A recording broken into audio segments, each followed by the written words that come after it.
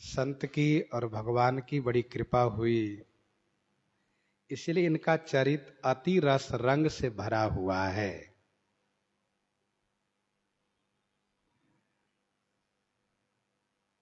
जगत गुरु स्वामी श्री रामानंदाचार्य भगवान अपने परिकर शिष्यों के साथ दक्षिण भारत की यात्रा में हैं।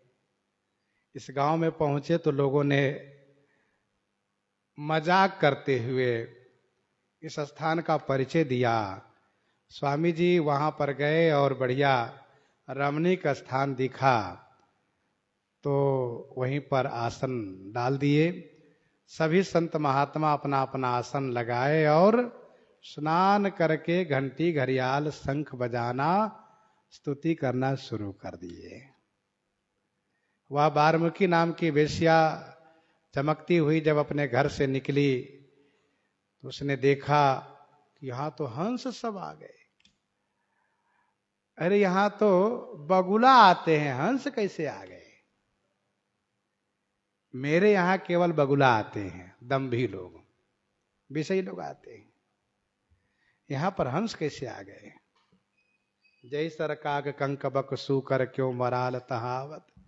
और ये हंस लोग हैं। संत हंस गुण गाई पय परिहरि बार विकार। फिर सोने की थाल में बढ़िया मोहर मोती मणि पन्ना हीरा सब भर करके लेकर आई। और स्वाभाविक है कि जहां संतों की जमात हो तो वहां सबसे बड़े महाराज कौन है पता चल जाता है। बड़े महाराज का आसन अलग होता है। तो भक्तमालकार स्वामी श्री प्रियादास जी कहते हैं, श्री महंत जी के आगे उन्होंने थाल रखा और प्रार्थना किया कि भगवान को भोग लगाइए। इसी से मतलब इसको दुकानदार को दे करके पैसा लेकर के सामान मंगवाइए, भोग लगाइए। और इनके आंखों से आंसू आ गया। स्वामी जी ने पूछा, तुम कौन हो? पूछी तुम कौन का के भवन में जन्म लियो, कियो सुनि मौन महा चिंता चित धरी है।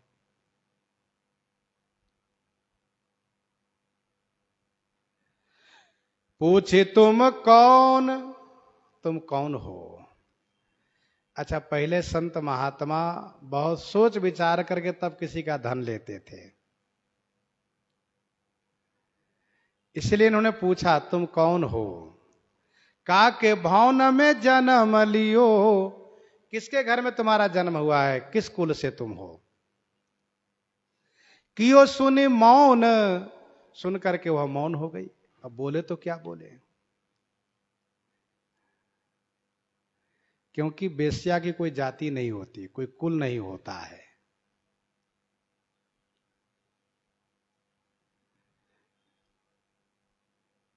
तो कियो सुनि मौन महा चिंता चित धरी है।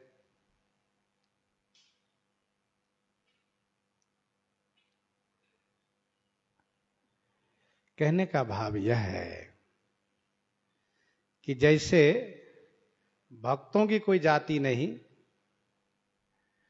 वीर की कोई जाति नहीं, और तमाम उदाहरण दिए गए हैं, उसी क्रम में कहा गया है कि जो ग्राम वधू होती है वह वेश्या जिसकी कोई जाति नहीं।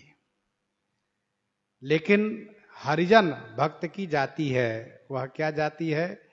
कहा भगवान की जाति, अर्थात वह भगवान के गोत्र के हैं। ये तो स्पष्ट है, इसमें कोई संदेह नहीं है। कुछ शास्त्रकारों ने सबके नाम लिए हैं, तो मैं स्पष्ट कर दूं कि भक्तों की जाति है, भगवान की जाति है, इनकी ब्रह्म की जाति है।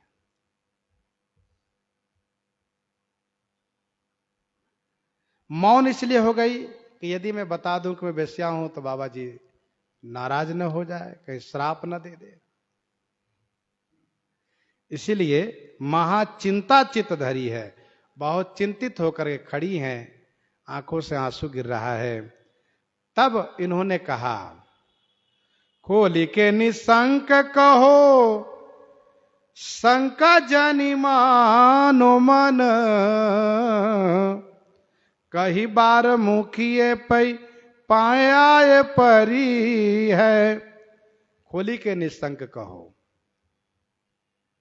स्वामी जी ने कहा, जगत गुरु जी ने कहा, तुम खोल करके निशंक बताओ, चिंता मत करो। देखो, साधु से छुपाना नहीं चाहिए, भगवान से छुपाना नहीं चाहिए।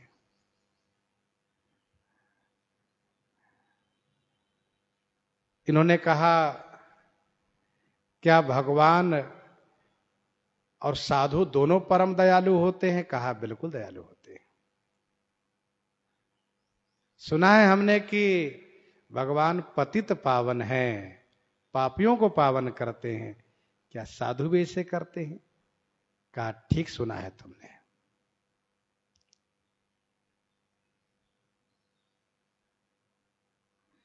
तब इन्होंने कहा, महाराज, मुझे लोग बारमुखी कह करके पुकारते हैं और मैं सबकी स्त्री हूं, अर्थात मैं वेश्या हूं,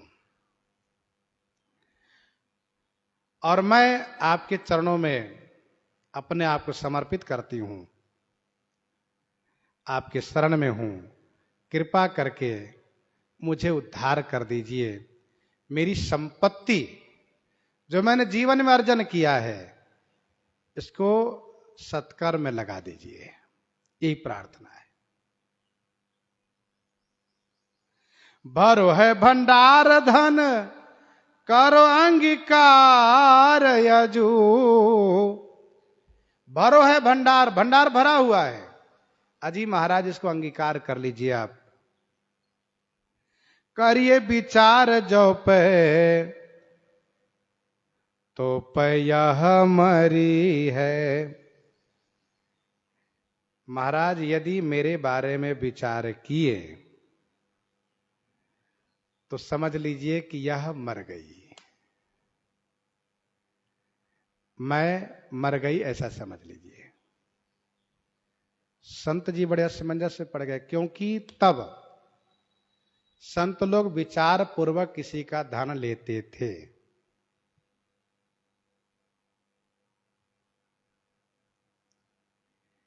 एक वृंदावन के संत जी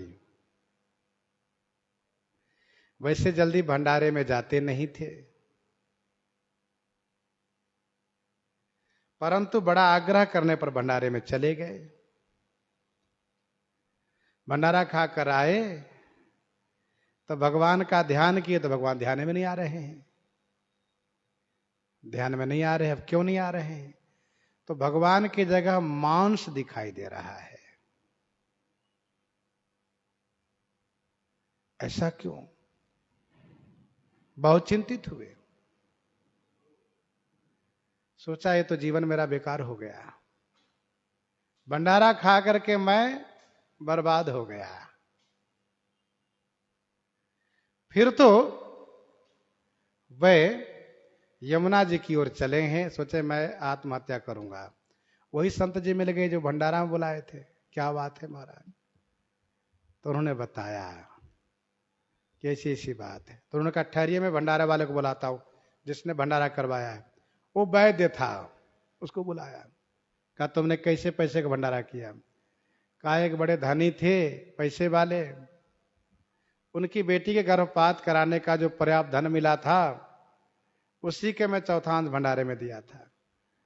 तो संत जी उनको बहुत फटकार लगाए और इनको समझाए, इनसे प्रार्थना किए कि आप महाराज भजन कीजिए, ठाकुर जी कृपा करेंगे। तो कहने का भाव है, एक संत जी भंडारे में भंडारा खाए, ध्यान किए तो ध्यान में गौ हत्या, गौ का मांस दिखने लगा। क्या बात है, ऐसा क्यों? उन्होंने पता करवाया तो पता चला कि एक से गौ हत्या हो गई थी, उसके प्रायश्चित में धन देकर भंडारा करवाया, इसलिए गौ की हत्या रूप में दिखाई दे रहा है। तो कहने का भाव यह है कि जैसा अन्न वैसा मन, जैसी पानी वैसी वाणी, इसीलिए विचार करके संत स्वीकार करते थे। एक है उपाय हाथ रंगनाथ जो कोय हो, कीजिए मुकुट जामे जाति मति हरि है। फिर उन्होंने कहा, संत जी ने, महंत जी ने कहा, एक उपाय है। क्या उपाय है? कहा, मैं तो नहीं लेकिन मेरे ठाकुर जी स्वीकार करेंगे और मैं करवाऊंगा। रंगनाथ जो के अहो, कीजिए मुकुट, उनके लिए मुकुट बनाओ। विषया ने कहा, जब आपने स्वीकार करते भगवान कैसे स्वीकार करेंगे? कहा, हम नहीं करते पर भगवान करेंगे। और सुनो, मैं यहीं रखूंगा आसन अपना तब तक जब तक तुम मुकुट नहीं बनवा लेती हो। बनवाओ मुकुट, मैं पहनवाऊंगा, ठाकुर जी से धारण करवाऊंगा, पहनवाऊंगा। जहां में जाति मति हरि है, जाति बुद्धि चली जाएगी। महाराज उस समय उन्होंने 3 लाख में मुकुट तैयार करवाया और फिर महंत जी उनको लेकर के चले हैं मुकुट पहनवाने के लिए। सुप्रसंग आगे श्रवण करेंगे इन्हीं के साथ। सीताराम सीताराम सीता राम सीताराम सीता।